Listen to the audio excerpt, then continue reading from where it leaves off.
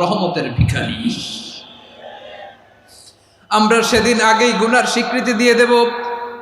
আমরা বলবো, আল্লাহ তুমি প্রশ্ন করার আগে তোমার একটা কথা বলি, আমারে কিছু জিজ্ঞেস করো না, আমি সব করেছি।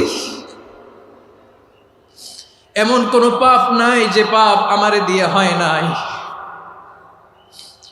তোমার রহমত দিয়ে তুমি জান্নাতে পাঠাবা, তোমার দয়ায় জান্নাতে যেতে চাই, আমল দিয়ে না। পারবেন বলতে?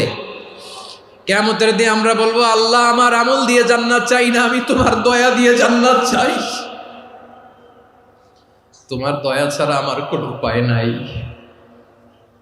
কারণ আল্লাহ যদি বিচার করে, বাঁচার কারো উপায় নাই। আল্লাহ যদি বলে ফেলেন তুই এটা করলি কেন, ওখানে গেলি কেন, কোরআনে 1000 বার নিষেধ করলাম তারপরেও এই পাপে জড়ালি কেন, এরকম প্রশ্ন ছুড়ে দিলে আমার উত্তর আছে? বাঁচার কোনো উপায় আছে?